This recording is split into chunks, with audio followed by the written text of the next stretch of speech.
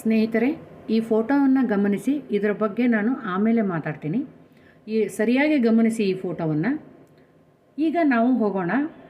ಬಗೆದಷ್ಟು ರಹಸ್ಯಗಳನ್ನು ಹೊರಹಾಕುವ ದೇವಾಲಯ, ನಮ್ಮ ಸನಾತನ ಪರಂಪರೆಯ ದ್ಯೋತಕ ಈ ದೇವಾಲಯ. ಯಾವುದು ಹೇಳಿ? ಸೋಮನಾಥ್ ಜ್ಯೋತಿರ್ಲಿಂಗ ದೇವಾಲಯ. ಈ ದೇವಾಲಯಕ್ಕೆ ಹೋಗೋಣ. ಇಲ್ಲಿ ಒಳಗಡೆ ಅಲೋವಿಲ್ಲ. ಸೊ ನಿಮಗೆ ನಾನು ಹೊರಗಿನ ಫೋಟೋಗಳು ಮತ್ತು ಹೊರಗಿನ ವಿಡಿಯೋಗಳು ಮತ್ತು ಅದರ ಬಗ್ಗೆ ವಿವರಗಳನ್ನು ಕೊಡೋದಕ್ಕೆ ತುಂಬ ಇಷ್ಟಪಡ್ತೀನಿ. ಇದನ್ನು ಹೇಳಲೇಬೇಕು, ಈ ದೇವಾಲಯದ ಬಗ್ಗೆ ಮಾತಾಡಲೇಬೇಕು, ಹೇಳಲೇಬೇಕು ಅಂತ ತುಂಬ ಇಷ್ಟಪಡ್ತೀನಿ. ದಯವಿಟ್ಟು ಎಲ್ಲರೂ ಹೋಗಿ ಬರ್ರಿ. ಇದು ಸೋಮನಾಥ ದೇವಾಲಯ ನಮ್ಮ ಭಾರತದ ಪಶ್ಚಿಮ ತುದಿಯಲ್ಲಿ ಸಹಸ್ರಾರು ವರ್ಷಗಳಿಂದ ತನ್ನ ಶಕ್ತಿಯನ್ನು ಪರಿಚಯಿಸುತ್ತಲೇ ಇರುವ ದೇವಾಲಯ. ನೋಡಿ, ಹಿಂದೆ ಕಾಣಿಸ್ತಾ ಇದೆ ಸೋಮನಾಥ್ ಜ್ಯೋತಿರ್ಲಿಂಗ ದೇವಾಲಯ. ನಮ್ಮ ಈ ದೇವಾಲಯದ ಮೇಲಾದಷ್ಟು ದಾಳಿ ಜಗತ್ತಿನ ಇನ್ಯಾವ ಶ್ರದ್ಧಾ ಕೇಂದ್ರದ ಕೂಡ ಎದುರಿಸಿಲ್ಲ ಅಂತ ಹೇಳ್ಬೋದು. ಒಡೆದಷ್ಟು ಸಾರಿ ತಲೆ ಎತ್ತಿ ನಿಂತಿದೆ. ಒಡೆದಷ್ಟು ಬಗೆದಷ್ಟು ಈ ದೇವಾಲಯನ ಎಷ್ಟು ಸಾರಿ ಒಡೆದಿದ್ದಾರೆ, ಎಷ್ಟು ಸಾರಿ ಬಗೆದಿದ್ದಾರೆ ಅಂದರೆ ಕಣ್ಣಲ್ಲಿ ನೀರು ಬರುತ್ತೆ ಸ್ನೇಹಿತರೆ. ಅಂಥ ಸೋಮನಾಥ್ ಜ್ಯೋತಿರ್ಲಿಂಗ ದೇವಾಲಯ ಇದು. ನೋಡಿ, ಸೋಮನಾಥನನ್ನು ದರ್ಶನ ಮಾಡ್ಕೊಳ್ಳಿ. ಇದು ನಮ್ಮ ಸನಾತನ ಪರಂಪರೆಯ ಸಾಹಸ, ಶೌರ್ಯ ಮತ್ತು ಶಕ್ತಿಗಳ ಪರಿಚಯನ ನೀಡ್ತಾನೇ ಇದೆ ಅಂತ ಹೇಳ್ಬೋದು. ವೇರಾವಲ್ನ ಸಮುದ್ರ ತೀರದಲ್ಲಿ ನೆಲೆ ನಿಂತಿರುವ ಈ ಶಿವನ ಮಂದಿರ ನಮ್ಮ 12 ಜ್ಯೋತಿರ್ಲಿಂಗಗಳಲ್ಲಿ ಮೊದಲನೆಯದಾದಂತಹ ಸೋಮನಾಥ ಜ್ಯೋತಿರ್ಲಿಂಗ ಅಂತ ಹೇಳ್ಬೋದು. ಈ ಸಮುದ್ರ ತೀರದಲ್ಲಿ ತ್ರಿವೇಣಿ ಸಂಗಮದಲ್ಲಿ ನೆಲೆ ನಿಂತಿದೆ. ಇದನ್ನು ಯಾರು ನಿರ್ಮಾಣ ಮಾಡಿದ್ರು ಅನ್ನೋದೇ ಒಂದು ನಿಗೂಢವಾಗಿದೆ. ಇದು ಡೇಟ್ ಗಮನಿಸಿ, 22/11/2025 7:22 PM. ಈ ಆರತಿಗೆ ನಾವು ಅಲ್ಲಿದ್ವಿ. ಅದಕ್ಕೋಸ್ಕರ ಈ ಫೋಟೋನ ನಾನು ಶೇರ್ ಮಾಡ್ಕೊಂಡಿದ್ದೀನಿ. ನನ್ನ ನೆನಪಿಗೋಸ್ಕರ, ಈ ಆರತಿನಲ್ಲಿ ನಾವು ಅಲ್ಲಿದ್ವಿ ಅಂತ ನೆನಪಿಗೋಸ್ಕರ ನಾನು ಇದನ್ನು ಶೇರ್ ಮಾಡ್ಕೊಂಡಿದ್ದೀನಿ. ಎಲ್ಲ ವೆಬ್ಸೈಟಲ್ಲಿ ಸಿಗುತ್ತೆ, somnath.org ವೆಬ್ಸೈಟಲ್ಲಿ ಸಿಗುತ್ತೆ. ಈ ದೇವಾಲಯನ ಯಾರು ನಿರ್ಮಾಣ ಮಾಡಿದ್ರು ಅನ್ನೋದೇ ತುಂಬ ನಿಗೂಢವಾಗಿದೆ. 1951ರಲ್ಲಿ ಭಾರತ ಸರ್ಕಾರ ಜೀರ್ಣೋದ್ಧಾರ ಮಾಡಿದ ಈ ಮಂದಿರವನ್ನು ಅದಕ್ಕೂ ಮೊದಲು ಯಾರು ನಿರ್ಮಾಣ ಮಾಡಿದ್ರು ಅನ್ನೋದ್ರ ಬಗ್ಗೆ ಸ್ಪಷ್ಟತೆ ಇಲ್ಲ ಮತ್ತು ದಾಖಲೆಗಳಿಲ್ಲ. ಅಷ್ಟು ಪ್ರಾಚೀನ ಪರಂಪರೆಯನ್ನು ಹೊಂದಿರುವ ದೇವಾಲಯ ಈ ಸೋಮನಾಥ ಮಂದಿರ. ಎಷ್ಟು ಪ್ರಾಚೀನ ಅಂದರೆ ಈ ದೇವಸ್ಥಾನವನ್ನು ಆಕ್ರಮಣಕಾರರು ಧ್ವಂಸಗೊಳಿಸಿದ್ರು. ಅನೇಕ ರಾಜರು ಪುನಃ ನಿರ್ಮಾಣ ಮಾಡಿದ್ರು. ಆದರೆ ಇಂದಿಗೂ ಕೂಡ ಈ ದೇವಾಲಯವನ್ನು ಮೊದಲು ವಿನ್ಯಾಸಗೊಳಿಸಿದ ರಾಜ ಯಾರು ಅನ್ನೋದು ಗೊತ್ತಿಲ್ಲ. ಅದರ ಬಗ್ಗೆ ಸ್ಪಷ್ಟತೆ ಕೂಡ ಇಲ್ಲ. ಹಲವು ರೀತಿಯ ಇತಿಹಾಸಕಾರರು ಹಲವು ರೀತಿಯ ಅಭಿಪ್ರಾಯವನ್ನು ವ್ಯಕ್ತಪಡಿಸಿದ್ದಾರೆ. ಆದರೆ ಯಾವ ಅಭಿಪ್ರಾಯಗಳಲ್ಲೂ ಕೂಡ ವಸ್ತುನಿಷ್ಠ ಪುರಾವೆ ಇಲ್ಲ, ವಸ್ತುನಿಷ್ಠ ಸಾಕ್ಷಿ ಇಲ್ಲ ಅಂತ ಹೇಳ್ಬೋದು. ಇದೇ ಕಾಲಮಾನದಲ್ಲಿ ಇದೇ ರಾಜನಿಂದ ಅಥವಾ ಇದೇ ರಾಜವಂಶದಿಂದ ಈ ದೇವಾಲಯ ನಿರ್ಮಾಣ ಆಯಿತು ಅನ್ನೋದಕ್ಕೆ ಎಲ್ಲೂ ಸ್ಪಷ್ಟವಾದ ವಸ್ತುನಿಷ್ಠ ಪುರಾವೆ ಇಲ್ಲ ಅಂತ ಹೇಳ್ಬೋದು. ಮತ್ತು ಈಗಾಗಲೇ ಹೇಳಿದಂತೆ ಒಂದು ನಂಬಿಕೆ ಇದೆ. ಏನು ಅದು? ನಮ್ಮ ಸಹಸ್ರ ವರ್ಷಗಳಿಂದ ಈ ದೇವಾಲಯ ನಿರ್ಮಾಣದ ಮೇಲೆ ಇದೆ. ಏನು? ಖುದ್ದು ಚಂದ್ರದೇವನೇ ಈ ಶಿವನ ದೇಗುಲವನ್ನು ನಿರ್ಮಿಸಿದ ಬಗ್ಗೆ ನಮಗೆ ಹಲವು ಪೌರಾಣಿಕ ಉಲ್ಲೇಖಗಳು ಸಿಗ್ತವೆ ಹಾಗೂ ನಂಬಿಕೆಗಳು ಕಾಣಸಿಗ್ತವೆ. ಈ ದೇವಾಲಯದ ಹಿಂದೆ ಒಂದು ಪೌರಾಣಿಕ ಹಿನ್ನೆಲೆ ಇದೆ. ಏನು? ಪ್ರಜಾಪತಿ ದಕ್ಷಬ್ರಹ್ಮ ಕೋಪದಲ್ಲಿ ದುರ್ವಾಸರನ್ನು ಮೀರಿಸುವಂತಹ ಸಿಡುಕಿನವ. ಶಿವನನ್ನೇ ಅವಮಾನಿಸಿ ಸ್ವಂತ ಮಗಳೇ ಅಗ್ನಿಕುಂಡಕ್ಕೆ ಹಾರಿ ಜೀವ ಕಳೆದುಕೊಳ್ಳುವಂಥ ಮಾಡಿದ ಕಡುಗೋಪಿ, ಮುಂಗೋಪಿ. ಇದೇ ಪ್ರಜಾಪತಿ ದಕ್ಷನ 27 ಜನ ಹೆಣ್ಣು ಮಕ್ಕಳನ್ನು ಚಂದ್ರ ಮದುವೆಯಾಗಿರುತ್ತಾನೆ. ಆದರೆ ಆ 27 ಪತ್ನಿಯರಲ್ಲಿ ರೋಹಿಣಿಯನ್ನು ಕಂಡ್ರೆ ತುಂಬ ಇಷ್ಟ ಚಂದ್ರನಿಗೆ. ವಿಪರೀತ ಮೋಹ. ಅವಳನ್ನು ಬಿಟ್ಟರೆ ಬೇರೆ ಯಾರನ್ನೂ ಚಂದ್ರ ಹಚ್ಕೊಂಡಿರೋದಿಲ್ಲ. ಇನ್ನು 26 ಜನ ಹೆಣ್ಮಕ್ಳು ಇರ್ತಾರಲ್ಲ, ಅವ್ರನ್ನ ಹಚ್ಕೊಂಡಿರೋದಿಲ್ಲ. ಇವ್ರ ಜೊತೆಗೇ ಇರ್ತಾನೆ. ನಾವಿಲ್ಲಿ ಹೊರಗಡೆ ಪೂಜೆ ಮಾಡಿಸಿದ್ದು ಫೋಟೋ ಇದು. ಹೊರಗಡೆ ಗರ್ಭಗುಡಿಯಿಂದ ಹೊರಗಡೆ ಇರೋ ವರಾಂಡದಲ್ಲಿ ನಾವು ಪೂಜೆ ಮಾಡಿಸ್ಬೋದು. ಅಭಿಷೇಕ ಮಾಡಿಸಿದ್ವಿ ನಾವು. ಇಲ್ಲಿ ಮುಂದೆ ಹೋಗೋಣ. ಹಾಗೆ ಕಥೆಯಲ್ಲಿ ಈ ಪ್ರಜಾಪತಿ ದಕ್ಷಬ್ರಹ್ಮನಿಗೆ ಗೊತ್ತಾಗುತ್ತೆ ಇವನು ರೋಹಿಣಿಯಲ್ಲಿ ಮಾತ್ರ ಅನುರಕ್ತಗೊಂಡಿದ್ದಾನೆ, ಉಳಿದವ್ರನ್ನ ನೆಗ್ಲೆಕ್ಟ್ ಮಾಡ್ತಾ ಇದ್ದಾನೆ ಅಂತ ಗೊತ್ತಾಗುತ್ತೆ. ಆಗ ಹೇಳ್ತಾನೆ, ನನ್ನ ಉಳಿದ ಮಕ್ಕಳಿಗೆ ರೋಹಿಣಿಯಿಂದಾಗಿ ಅನ್ಯಾಯ ಆಗ್ತಾಯಿದೆ, ಎಲ್ಲ ಪತ್ನಿಯರನ್ನು. ಇದೂ ಗಮನಿಸಿ ನೀವು. ಇದು ಬಾಣಸ್ತಂಭ. ನಾನು ಮಧ್ಯದಲ್ಲಿ ಇಂಟ್ರಪ್ಟ್ ಮಾಡ್ತಾಯಿದ್ದೀನಿ. ಈ ಬಾಣಸ್ತಂಭ ಇಲ್ಲಿ ಸ್ಥಾಪನೆಯಾಗಿದೆ. ಇದ್ರ ಬಗ್ಗೆ ಕೂಡ ನಾನು ಈಗ ವಿವರಿಸ್ತೀನಿ. ಈ ಬಾಣಸ್ತಂಭ ಇಲ್ಲಿ ಮುಂದೆ ಕಾಣಿಸ್ತಾ ಇದೆ ನೋಡಿ, ಸ್ತಂಭ ಒಂದು ನೋಡಿ. ಇದು ಸೋಮನಾಥ್ ಮಂದಿರ್ ಭಾರತ ಅಂತ ಒಂದಿದೆ, ಕೆಳಗಡೆ ಅಂಟಾರ್ಟಿಕಾ ಅದು ಒಂದು ತುದಿ ಇದೆ. ಇದು ತ್ರಿವೇಣಿ ಸಂಗಮ.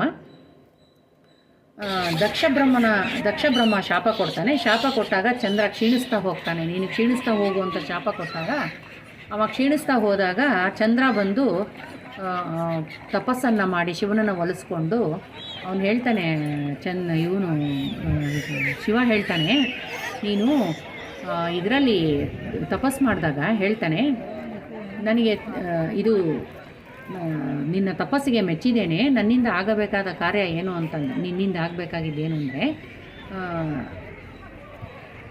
ನೀನು ತ್ರಿವೇಣಿ ಸಂಗಮ ಅಂದರೆ ಪಶ್ಚಿಮ ದಿಕ್ಕಿನಲ್ಲಿ ಹಿರಿನ, ಕಪಿಲ ಮತ್ತು ಸರಸ್ವತಿ ನದಿಗಳ ತ್ರಿವೇಣಿ ಸಂಗಮ ಇದೇ ಇವಾಗ ನಾನು ತೋರಿಸ್ತಾ ಇರುತ್ತೆ ತ್ರಿವೇಣಿ ಸಂಗಮ. ಅಲ್ಲಿ ತೆರಳಿ ನೀನು ನಿನ್ನ ಮುಖವನ್ನು ತೊಳೆದುಕೋ, ನಿನ್ನ ಗಂಟಿದ ಶಾಪ ಪರಿಹಾರ ಆಗುತ್ತೆ ಅಂತ ಶಿವ ಹೇಳಿರ್ತಾನೆ. ಅದೇ ರೀತಿ ಶಿವನ ಮಾತಿನಂತೆ ಚಂದ್ರ ಬಂದು ಇಲ್ಲಿ ತಪಸ್ಸನ್ನು ಮಾಡಿ ತನ್ನ ಶಾಪವನ್ನು ಕಳೆದುಕೊಂಡು ಇಲ್ಲಿ ಸೋಮನಾಥ ದೇವರನ್ನ ಇಲ್ಲಿ ಸೋಮನಾಥ ಮಂದಿರನ ಕಟ್ಟಿಸ್ತಾನೆ, ಶಿವನನ್ನು ಇಲ್ಲಿ ಪ್ರತಿಷ್ಠಾಪಿಸ್ತಾನೆ ಅಂತ ಪೌರಾಣಿಕ ಹಿನ್ನೆಲೆ ಇದೆ ಅಂತ ಹೇಳ್ಬೋದು. ಇದೊಂದು ನಾವು ಓಟಿಂಗ್ ರೈಡ್ ಹೋಗ್ತೀವಿ ಈ ತ್ರಿವೇಣಿ ಸಂಗಮದಲ್ಲಿ, ಚೆನ್ನಾಗಿದೆ. ಮತ್ತು ಆ ಬಾಣ ಸ್ತಂಭ ತೋರಿಸಿದ್ನಲ್ಲ ನಿಮಗೆ, ಆ ಬಾಣಸ್ತಂಭ ಅದ್ರ ಬಗ್ಗೆ ಹೇಳ್ತೀನಿ. ನೀವು ಮೇಲ್ಗಡೆ ಸೋಮನಾಥ ಮಂದಿರ, ಕೆಳಗಡೆ ಅಂಟಾರ್ಟಿಕಾ ಇದೆ. ಅಂದರೆ ಇದು ಒಂದು ಅಚ್ಚರಿ ಅಂತ ಹೇಳ್ಬೋದು. ಈ ಬಾಣಸ್ತಂಭದ ತುದಿಯಲ್ಲಿ ನಮ್ಮ ಭೂಮಿಯನ್ನು ಪ್ರತಿನಿಧಿಸುವ ರೀತಿ ಒಂದು ಗೋಳಾಕಾರದ ಕಲ್ಲಿದೆ. ಆ ಕಲ್ಲನ್ನು ಛೇದಿಸಿದ ರೀತಿಯಲ್ಲಿ ವಿನ್ಯಾಸಗೊಳಿಸಲಾಗಿದೆ. ಒಂದು ಬಾಣ ಆ ಕಲ್ಲನ್ನು ಛೇದಿಸಿದೆ. ಅದು ಯಾವ ದಿಕ್ಕಿಗೆ ಮುಖ ಮಾಡಿ ಏನು ಕಾಣಿಸ್ತದಲ್ಲ ಅದ್ರ ಬಗ್ಗೆ ಸಂಸ್ಕೃತದಲ್ಲಿ 2 ಸಾಲುಗಳನ್ನು ಆ ಸ್ತಂಭದ ಮೇಲೆ ಬರೆಯಲಾಗಿದೆ. ನೀವು ಹೋದರೆ ಇವತ್ತಿಗೂ ಆ ಸಂಸ್ಕೃತದ ಸಾಲುಗಳನ್ನು ನೀವು ಗಮನಿಸ್ಬೋದು. ಏನಂತ ಇದೆ ಅಂದರೆ, ಅಸಮುದ್ರಾಂತ ದಕ್ಷಿಣ ಧ್ರುವ ಪರ್ಯಾಂತ ಅಬಾಧಿತ ಜ್ಯೋತಿರ್ಮಾರ್ಗ ಅಂತ. ಇದರ ಅರ್ಥ ಇಷ್ಟೇ, ಸೋಮನಾಥ ದೇವಾಲಯದಲ್ಲಿ ಈ ಬಾಣ ಮುಖ ಮಾಡಿದ ಕಡೆಯಿಂದ ನೇರವಾಗಿ ನೀವು ದಕ್ಷಿಣ ಧ್ರುವದವರೆಗೂ ಹೋದರೆ, ಸಮುದ್ರದಲ್ಲಿ ತೆರಳಿದರೆ ಮಧ್ಯದಲ್ಲಿ ಯಾವುದೇ ಭೂಪ್ರದೇಶ ಆಗಲಿ ಪರ್ವತ ಆಗಲಿ ಕಂಡು ಬರೋದಿಲ್ಲ. ಈ ನೆಲದ ಪೂರ್ವಜರು, ನಮ್ಮ ಪೂರ್ವಜರು ಆ ಬಾಣಸ್ತಂಭದಲ್ಲಿ ಉಲ್ಲೇಖಿಸಿರುವ ಪ್ರತಿ ಅಕ್ಷರವೂ ಸಹ ಸತ್ಯವೇ ಆಗಿದೆ. ಈ ಬಾಣಸ್ತಂಭದಿಂದ ಸುಮಾರು 10,000 ಕಿಲೋಮೀಟ್ರ್, 10,000ಕ್ಕಿಂತಲೂ ಹೆಚ್ಚು ಕಿಲೋಮೀಟ್ರ್ ಹೋದರೂ ಕೂಡ ಯಾವುದೇ ಭೂಪ್ರದೇಶ ಅಲ್ಲಿ ಸಿಗೋದಿಲ್ಲ ಅಂತ ಹೇಳ್ಬೋದು. ಅಂದರೆ ದಕ್ಷಿಣ ಧ್ರುವದವರೆಗೂ ನೇರ ಮಾರ್ಗವಿದೆ ಅಂತ ಹೇಳ್ಬೋದು, ಸಮುದ್ರ ಮಾರ್ಗ. ಅದಕ್ಕೆ ಈ ಬಾಣಸ್ತಂಭವನ್ನು ಅಲ್ಲಿ ನಿರ್ಮಿಸಿದ್ದಾರೆ ಅಂತ ಹೇಳ್ಬೋದು. ಇದ್ರ ಬಗ್ಗೆ ತಿಳ್ಕೊಂಡ್ವಲ್ಲ ನಾವು, ಬಾಣಸ್ತಂಭದ ಬಗ್ಗೆ ತಿಳ್ಕೊಂಡ್ವಿ, ದೇವಸ್ಥಾನದ ಬಗ್ಗೆ ತಿಳ್ಕೊಂಡ್ವಿ. ಮತ್ತು ಇಲ್ಲಿ ಇದರ ಇತಿಹಾಸ ನೋಡ್ಬೋದು ಅಂದರೆ, ಕ್ರಿಸ್ತಶಕ 649ರಲ್ಲಿ ಯಾದವ ದೊರೆ ವಲ್ಲಭಿಯು ಮೊದಲಿಗೆ ಈ ದೇವಾಲಯವನ್ನು ಜೀರ್ಣೋದ್ಧಾರ ಸ್ಥಾಪನೆ ಮಾಡಿರೋದಾಗಿ ತಿಳಿಯುತ್ತೆ. ಸಿಂಧದ ಅರಬ್ ದೊರೆ ಅದನ್ನು ಭಗ್ನಗೊಳಿಸಿದಾಗ ಪುನಃ ಗುರ್ಜರರ ಪ್ರತಿಹಾರ ನಾಗಭಟ 2 ಇವನು ಪುನಃ 815ರಲ್ಲಿ ಜೀರ್ಣೋದ್ಧಾರ ಮಾಡ್ದ ಅಂತ ಇತಿಹಾಸ ಸಿಗುತ್ತೆ. ಮತ್ತು 1024ರಲ್ಲಿ ಪುನಃ ಗಜನಿ ಮಹಮ್ಮದನಿಂದ ಇದು ದಾಳಿಗೆ ಒಳಗಾಯಿತು. ಪರಮಾರ ದೊರೆ ಭೋಜನು ಅದನ್ನು ಪುನಃ ನಿರ್ಮಾಣ ಮಾಡ್ದ. ಮತ್ತು ದೊರೆ ಕಮರ್ಪಾಲನು ಮರದ ಬದಲಿಗೆ ಕಲ್ಲಿನಿಂದ ಕಟ್ಟಿಸ್ದ. 1296ರಲ್ಲಿ ಅಲ್ಲಾವುದ್ದೀನ್ ಖಿಲ್ಜಿ ಮತ್ತೆ ದಾಳಿ ಮಾಡ್ದ. ಅದನ್ನು ಪುನಃ ಸೌರಾಷ್ಟ್ರದ ದೊರೆ ಮಹಿಪಾಲ ಪುನಃ ನಿರ್ಮಾಣ ಮಾಡ್ದ. ಹೀಗೆ ಪುನರ್ ನಿರ್ಮಾಣಗೊಂಡ ದೇವಾಲಯವನ್ನು 1375ರಲ್ಲಿ ಯವನ ದೊರೆ ಮತ್ತು 1301ರಲ್ಲಿ ಔರಂಗಜೇಬನಿಂದ ಮತ್ತೆ ಭಗ್ನಗೊಳಿಸಲಾಯಿತು, ಮತ್ತೆ ದಾಳಿ ಮಾಡಿದರು. ಅದನ್ನು ಪುನಃ ಪುಣೆಯ ಪೇಶ್ವೆ ರಾಜಾ ಭೋಸ್ಲೆ, ಛತ್ರಪತಿ ಕೊಲ್ಲಾಪುರ್ ಮತ್ತು ಇಂದೋರಿನ ಮಹಾರಾಣಿ ಅಹಲ್ಯಾಬಾಯಿ ಹೋಳ್ಕರ್ ಮೊದಲಾದವರು ಜೀರ್ಣೋದ್ಧಾರ ಮಾಡಿದರು. ಆದರೆ ಮತ್ತೆ ಜುನಾಗಢ ನವಾಬರ ಕಾಲದಲ್ಲಿ ಮತ್ತೆ ಅದು ಹೀನಾಯ ಸ್ಥಿತಿಗೆ ಬಂತು ಅಂತ ಹೇಳೋದಕ್ಕೆ ಕಣ್ಣಲ್ಲಿ ನೀರು ಬರ್ತಾಯಿದೆ. ಮತ್ತೆ ಅದನ್ನು ಹೀಗೆ ಶಿಥಿಲವಾಗಿದ್ದ ಬೃಹತ್ ಮಂದಿರವನ್ನು 1947 ಸ್ವಾತಂತ್ರ್ಯ ನಂತರ ಉಪಪ್ರಧಾನಿಯಾಗಿದ್ದ ಸರ್ದಾರ್ ವಲ್ಲಭಭಾಯಿ ಪಟೇಲರು ಹಾಗೂ KM ಮುನ್ಷಿಯವರು ಮತ್ತು ಕೆಲವು ಕಾಂಗ್ರೆಸ್ ನಾಯಕರು ಮತ್ತು ಗಾಂಧೀಜಿಯವರ ಆಶೀರ್ವಾದ ಪಡೆದು ಅವರ ಸಾರ್ವಜನಿಕರ ಸಹಾಯ ಮತ್ತು ಸಹಕಾರದಿಂದ ಪುನರ್ ನಿರ್ಮಾಣ ಮಾಡಿದರು. ಅಕ್ಟೋಬರ್ 1950ರಲ್ಲಿ ಶಿಥಿಲವಾದ ಹಳೆ ಕಟ್ಟಡವನ್ನು ತೆಗೆದು ಹತ್ತಿರದಲ್ಲಿದ್ದ ಪ್ರಾರ್ಥನಾ ಮಂದಿರವನ್ನು ತೆಗೆದು ಅಲ್ಲಿದ್ದ ಕೆಲವು ಮೈಲಿಗಳಾಚೆ ಅದನ್ನು ಪುನರ್ ನಿರ್ಮಿಸಲಾಯಿತು. 1951ರಲ್ಲಿ ಮೇ ತಿಂಗಳಲ್ಲಿ ರಾಷ್ಟ್ರಪತಿಗಳಾದ ಶ್ರೀ ರಾಜೇಂದ್ರ ಪ್ರಸಾದ್ ಅವರಿಂದ ದೇವಾಲಯದ ಶಂಕುಸ್ಥಾಪನೆಯನ್ನು ಪ್ರತಿಷ್ಠಾಪನೆಯನ್ನು ನೆರವೇರಿಸಿ ದೇವಾಲಯದ ಪುನರ್ ನಿರ್ಮಾಣದ ಕಾರ್ಯವನ್ನು ಪ್ರಾರಂಭಿಸಲಾಯಿತು. ಆ ಕಾರ್ಯ ಪ್ರಾರಂಭವಾದ ಕೆಲವೇ ದಿನಗಳಲ್ಲಿ ಗಾಂಧೀಜಿ ಮತ್ತು ಸರ್ದಾರ್ ವಲ್ಲಭಭಾಯಿ ಪಟೇಲ್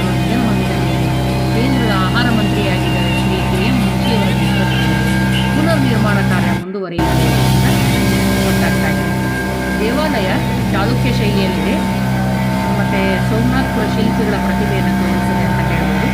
ದೇವಾಲಯದ ಶಿಖರ 150 ಅಡಿ ಎತ್ತರವಿದೆ.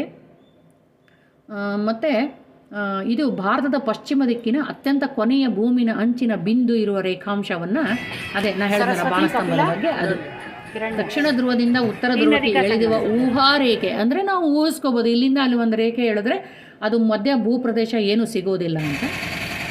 ಮೇನ್ ರೋಡಿಂದ ಹಿಂಗೆ ಒಳಗೆ ಬಂದರೆ ಫಸ್ಟು ಲೀಲಾವತಿ ಭವನ್ ಸಿಗುತ್ತೆ. ಅದು ಲೀಲಾವತಿ ಭವನ್. ಇದು ಮಹೇಶ್ವರಿ ಭವನ್ ಅಂತ. ಶ್ರೀ ಸೋಮನಾಥ ಟ್ರಸ್ಟ್, ಶ್ರೀ ಸೋಮನಾಥ್ ಮಹೇಶ್ವರಿ ಸಮಾಜ ಅತಿಥಿ ಗೃಹ ಅಂಥೇಳಿ. ಈ ದೇವಾಲಯದಲ್ಲಿ ನೈಟ್ ಲೇಸರ್ ಶೋ ಇರುತ್ತೆ, ನೀವು ಮಿಸ್ ಮಾಡ್ಕೋಬೇಡಿ ಆ ಲೇಸರ್ ಶೋನ. ನಾನು ಮೊದಲೇ ಒಂದು ಫೋಟೋ ಹಾಕಿದ್ದೆ ವಿಡಿಯೋ ಸ್ಟಾರ್ಟಿಂಗಲ್ಲಿ. ಆ ಫೋಟೋದ ಬಗ್ಗೆ ಡೀಟೇಲ್ಸ್ ಎಲ್ಲ ಸಿಗುತ್ತೆ. ಆ ಲೇಸರ್ ಶೋ ನೋಡಿದಾಗ ಕಣ್ಣಲ್ಲಿ ನೀರು ಬರುತ್ತೆ. ನಮ್ಮ ಇತಿಹಾಸ ನಮಗೆ ಗೊತ್ತಾಗುತ್ತೆ. ನಮ್ಮ ಇತಿಹಾಸನ ನಾವು ತಿಳ್ಕೋಬೇಕು. ನಮ್ಮ ಸನಾತನ ಪರಂಪರೆ, ನಮ್ಮ ಧರ್ಮದ ಬಗ್ಗೆ ನಾವು ತಿಳ್ಕೋಬೇಕು. ನಮ್ಮ ಹಿಂದೂ ಸನಾತನ ಪರಂಪರೆ ಯಾವ ರೀತಿ ಇದೆ, ನಮ್ಮ ದೇಶದಲ್ಲಿ ನಮ್ಮ ಪೂರ್ವಜರು ಎಷ್ಟು ಕಷ್ಟಪಟ್ಟಿದ್ದಾರೆ, ಇವನ್ನೆಲ್ಲ ಉಳಿಸ್ಕೊಂಡು ಹೋಗ್ಲಿಕ್ಕೆ ಅನ್ನೋದಕ್ಕೆ ನಮಗೆಲ್ಲ ಗೊತ್ತಾಗಬೇಕು, ಮಕ್ಕಳಿಗೆಲ್ಲ ಗೊತ್ತಾಗಬೇಕು. ಸೊ ನೀವು ದೇವಸ್ಥಾನಕ್ಕೆ ಹೋಗಿ ರಾತ್ರಿ ಲೇಸರ್ ಶೋ ನೋಡಿ, ದಯವಿಟ್ಟು ಮಕ್ಳಿಗೂ ತೋರಿಸಿ ಲೇಸರ್ ಶೋನ. ತೋರಿಸ್ಬಿಟ್ಟು ನೀವು ಆ ದೇವಾಲಯ ದರ್ಶನ ಮಾಡ್ಕೊಂಡು ಬನ್ನಿ ಅಂತ ಹೇಳ್ತಾ ನನ್ನ ವಿಡಿಯೋನ ಮುಗಿಸ್ತಾ ಇದ್ದೀನಿ. ಆ ಫೋಟೋ ಕೊನೆಗೆ ನಿಮ್ಗೆ ಇನ್ನೊಂದು ಸಲ ತೋರಿಸ್ತೀನಿ.